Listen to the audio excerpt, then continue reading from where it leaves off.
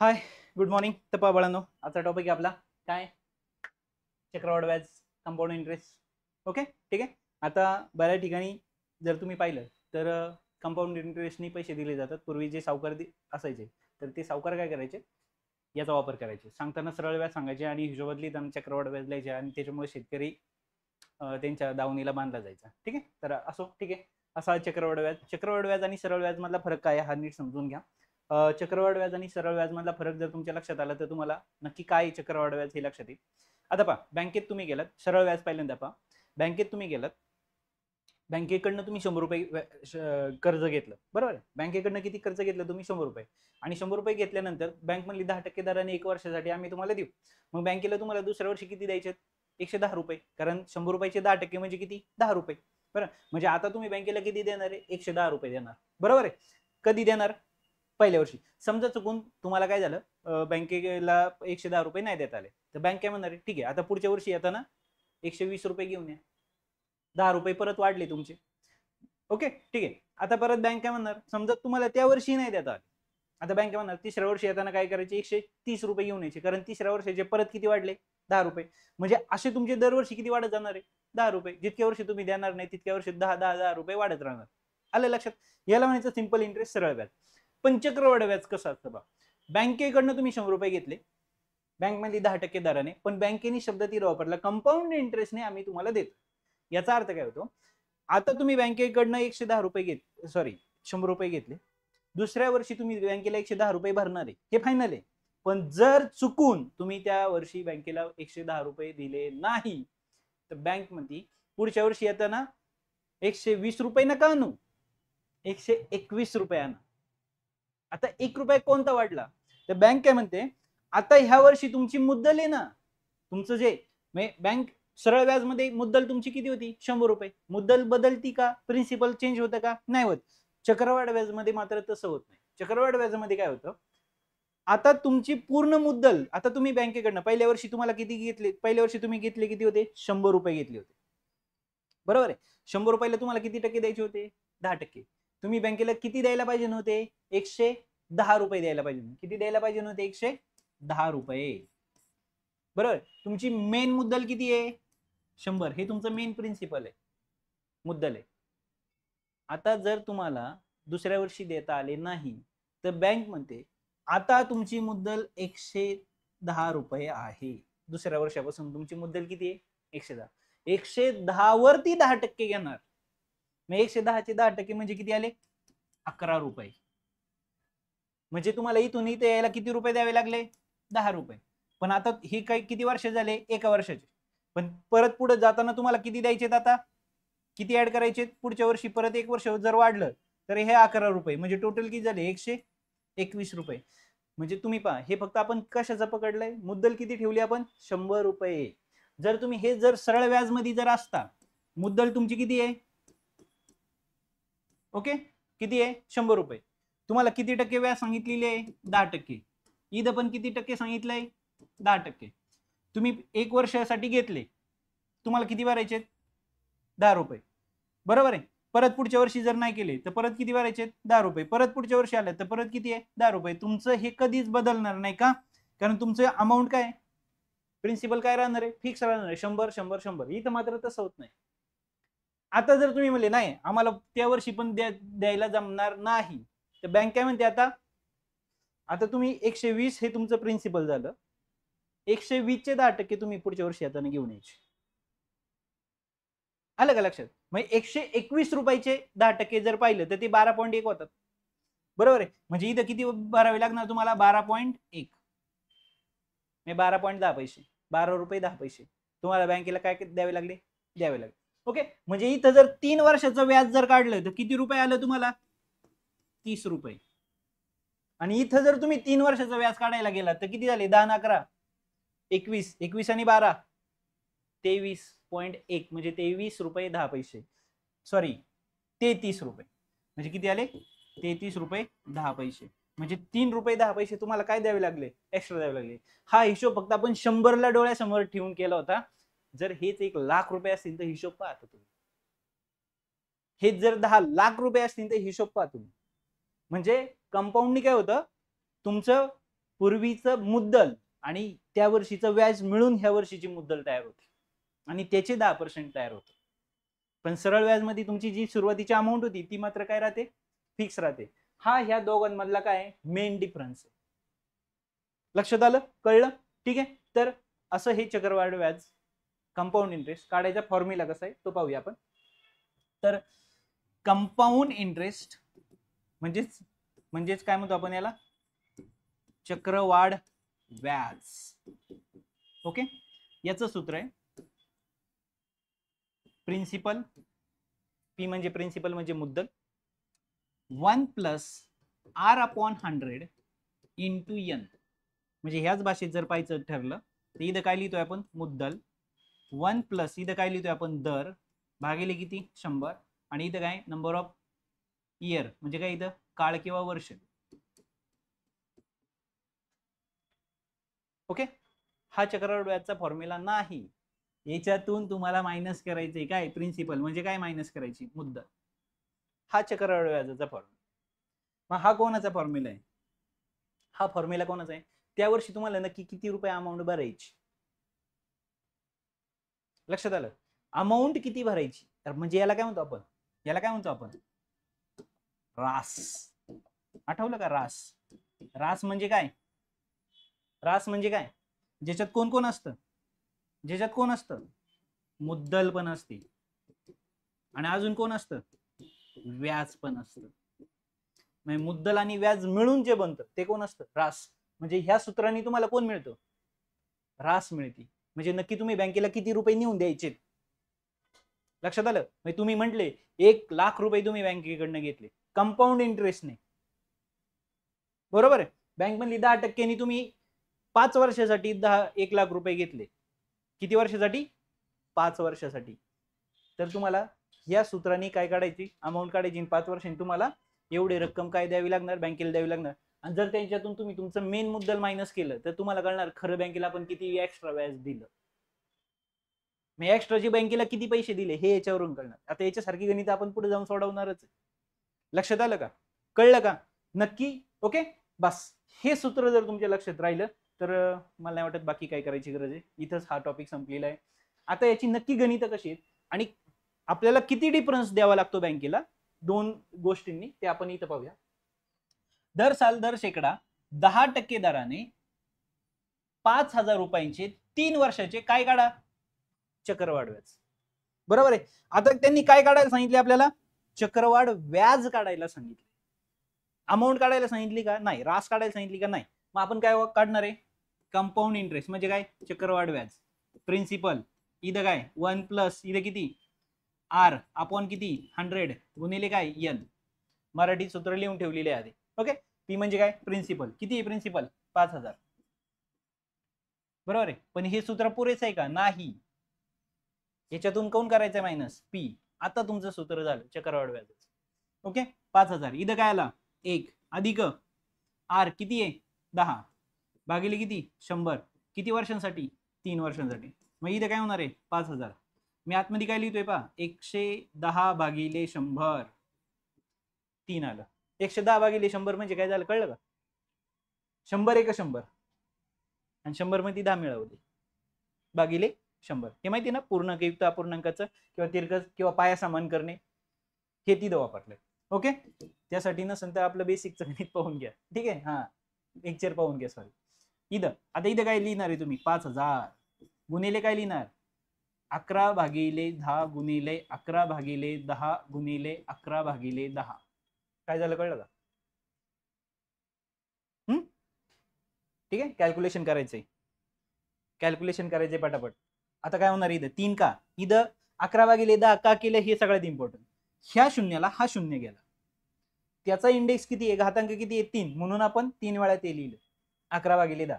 मग ह्या 3 शून्यांना हे 3 शून्य इथून कट झाले. म्हणजे काय राहिलं आता इथं, 5 गुणिले 11 गुणिले 11 गुणिले 11.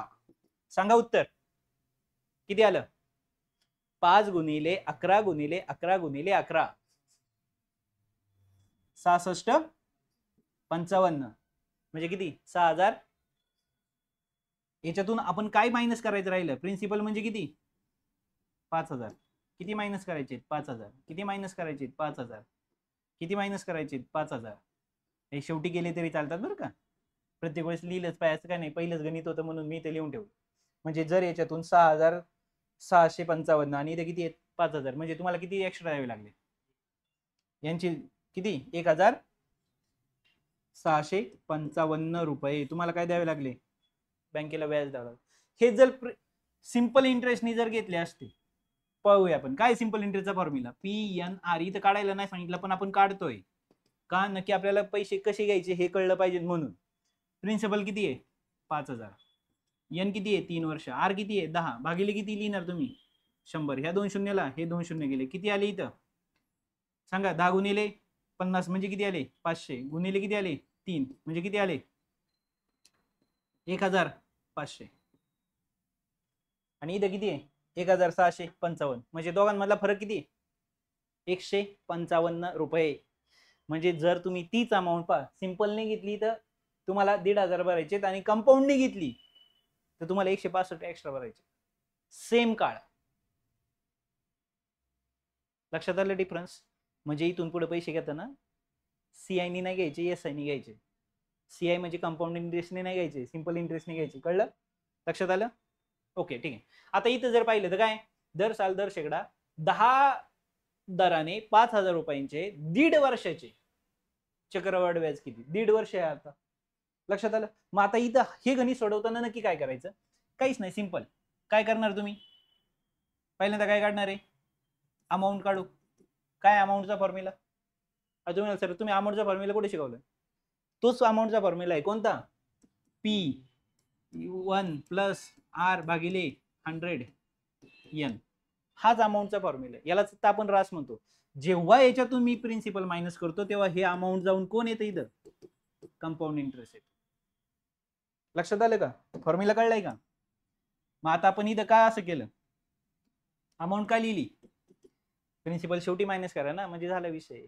प्रत्येक वेळेस ते अख्खं लिहित बसायची काही गरज आहे का? नाही. मग आता इथं जर पाहिलं तर प्रिन्सिपल काय होणार इथं? पहा मी काय लिहितोय. 1 प्लस 10 भागिले 100 परत 1 प्लस 5 भागिले 100. काय केलं कळलं का? इथं किती आहे? 1.5 वर्ष आहे ना, मग एका वर्षासाठी किती? 10% पूर्ण दर. रेट किती आहे? 10%. आणि इथं रेट किती होणार?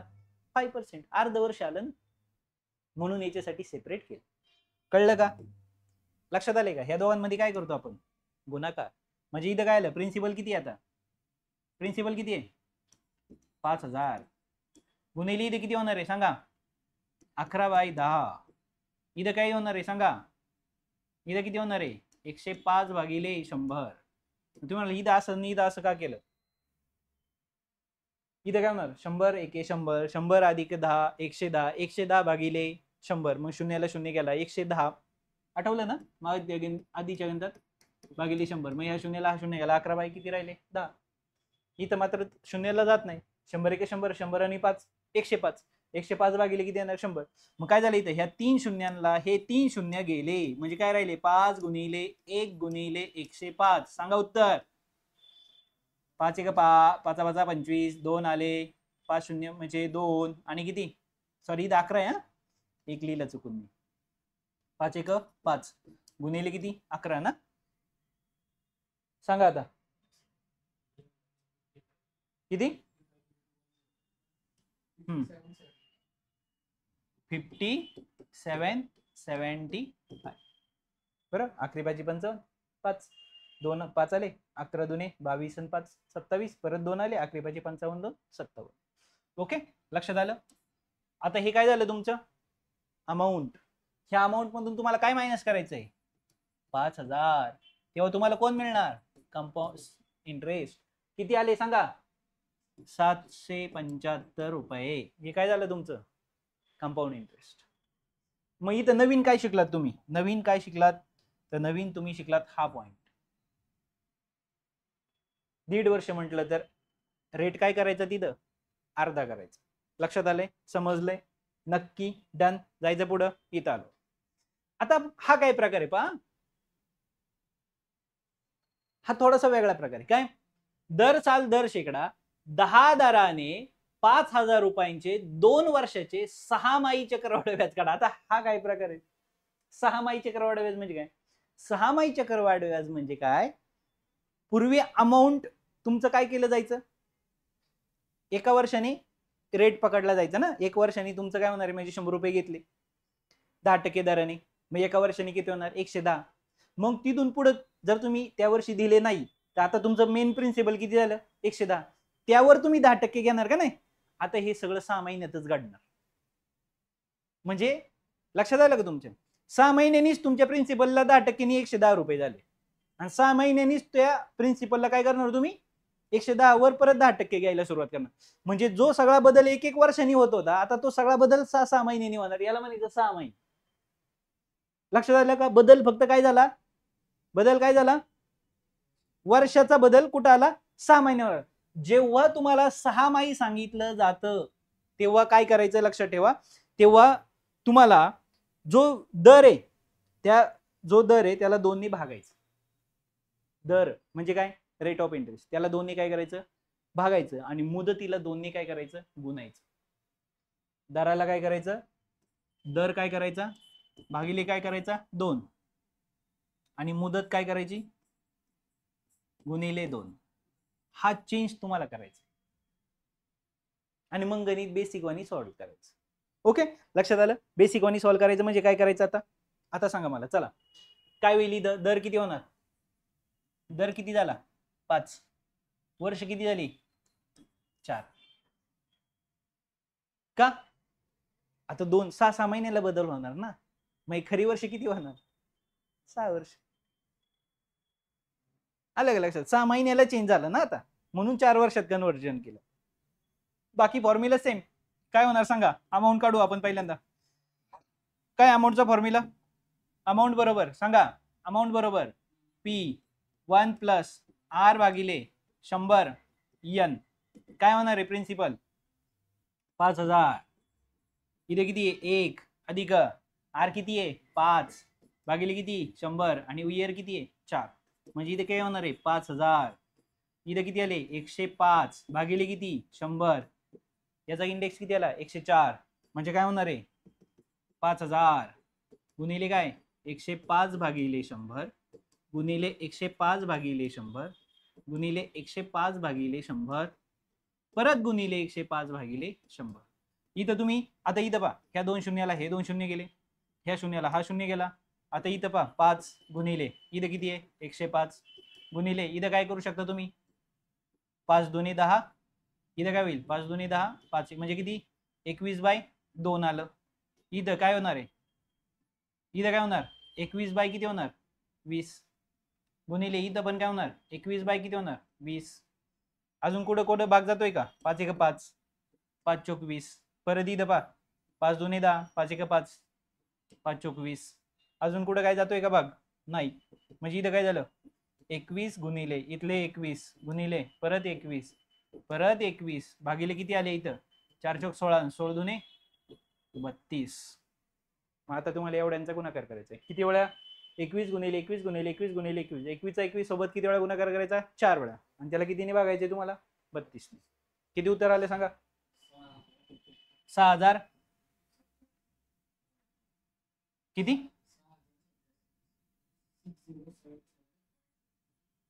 6077.5. एवढं काय झालं? आता याच्यातून तुम्हाला काय करायचं? 5000 काय करायचे? वजा. सांगा 5000 जर वजा केले तर किती आले? किती आले? 1077.50 पैसे.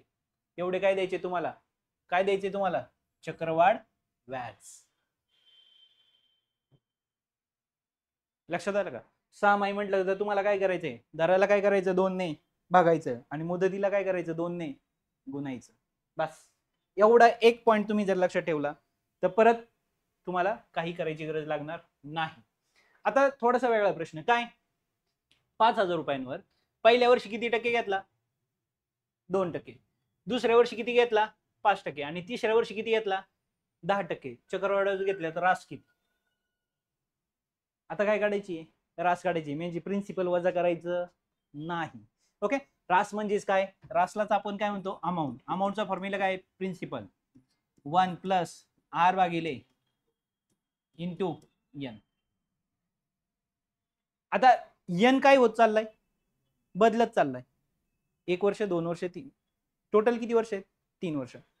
रेट बदलत चाललाय, सॉरी एन म्हणण्यापेक्षा आपण काय म्हणूया, आपण त्याला रेट बदलत चाललाय. मग काय होणार आहे, प्रिन्सिपल किती आहे, 5000. इथं मी काय लिहितोय पा, लक्षात येत असेल तर, म्हणजे 1 प्लस इथे काय लिहिणार, 2 भागिले 100 गुणिले 1 अधिक किती, 5 भागिले 100 गुणिले परत 1 अधिक 10 भागिले 100. काय झालं, कळलं का, पहिलं वर्ष, दुसरं वर्ष, तिसरं वर्ष. बस संपलं विषय, माहिती बाकी तुम्हाला काय करायचं आता इथून पुढे. काय होणार इथं, 5000. इथं काय होणार आहे, 102 भागिले 100. इथं काय होणार आहे, 105 भागिले 100 गुणिले काय होणार आहे इथं, 110. आपण थोड्या वेळाने करू. ओके, मग आता इथं काय होईल, पहिलं या 2 शून्याला हे 2 शून्य गेले, इथल्या शून्याला हा शून्य गेला, इथल्या वरच्या शून्याला हा शून्य गेला. म्हणजे आता इथं किती होईल, हा 5 गुणिले इथे किती राहिले, 102 गुणिले इथं काय होईल, 5 दुने 10 वरती किती आले, 21. म्हणजे किती आले, 21/2. इथं किती आले, 11/10. मग आता इथं काय होईल, 5 1 5, 5 दुने 10, इथं परत बे 1 बे, बे 5 10, इथं किती आले, 51. अजून काय भाग नाही. म्हणजे आता काय राहिलं, लिहू का इथं, 51 गुणिले 21 गुणिले 11 भागिले किती आले, 2. सांगा, 5890.5. म्हणजे तुम्हाला एक्स्ट्रा किती द्यावे लागले. आणि ही अमाऊंट काढायला सांगितली होती त्यांनी, आपल्याला काय काढायला सांगितली होती इथं, अमाऊंट. बस मग आपण अमाऊंट काढून दिली त्यांना. किती आली आपली अमाऊंट, अमाऊंट किती आली, 5000. कळलंय, लक्षात आलं का, 5890.5 म्हणजे 50 पैसे. कॅल्क्युलेशन तुम्हाला मात्र करावं लागेल, थोडासा वेळ जातो या प्रोसेसमध्ये, बाकी काही नाही. कळलंय, तर या पद्धतीने तुम्हाला चक्रवाढ व्याज पहिल्या वर्षी, दुसऱ्या वर्षी आणि तिसऱ्या वर्षी असेल तर कशा पद्धतीने काढायचं, पहिल्या वर्षीचा रेट, दुसऱ्या वर्षीचा आणि तिसऱ्या वर्षीचा. इथं आपल्याला त्यांनी रास काढायला असल्यामुळे आपण त्याच्यातून प्रिन्सिपल मायनस केलं नाही, हे लक्षात ठेवा. लक्षात आलंय, तर या पद्धतीने तुमचा चक्रवाढ व्याज हा टॉपिक या ठिकाणी कंप्लीट झालेला आहे. याच्यापेक्षा बाहेर कोणताही प्रश्न विचारला जात नाही कोणत्याही स्पर्धा परीक्षेत, याच्यापेक्षा वेगळं काहीच नाहीये.